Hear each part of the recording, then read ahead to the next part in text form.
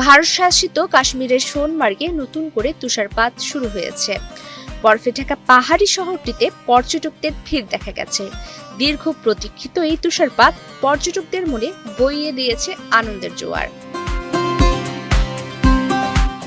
সোনমার্গে শুভ্র তুষারে ঘেরা প্রান্তরে মেতে উঠেছেন পর্যটকেরা। কেউ একে অপরের দিকে বরফ ছুঁড়ছেন, কেউ স্লেজ গাড়ি বা স্নো স্কুটারে চড়ে ঘুরে বেড়াচ্ছেন।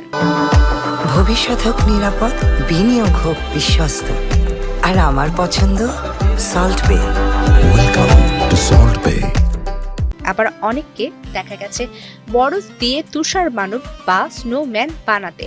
সব মিলিয়ে বরফ সাদা প্রকৃতির মাঝে এক উৎসব মুখর পরিবেশ বিরাজ করছে। তবে হিমালয়ের উচ্চতর অঞ্চলে এই তুষারপাতের প্রভাবে ভারতের উত্তর ও মধ্যভাগের রাজ্যগুলোতে তীব্র শীত ও শৈত্যপ্রবাহ শুরু হয়েছে। এতে চরম বিপাকে পড়েছেন সাধারণ মানুষ।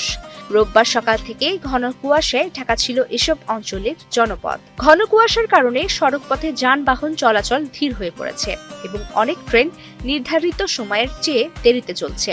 এতে নিত্য প্রয়োজনীয় কাজে বের হওয়া স্থানীয় বাসিন্দারা ভোগান্তির শিকার হচ্ছেন।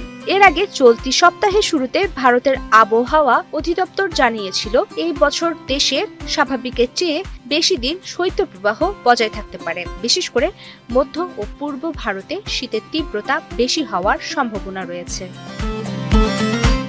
প্রমিতি কিবরিয়া ইসলাম, বাংলাদেশ প্রতিদিন।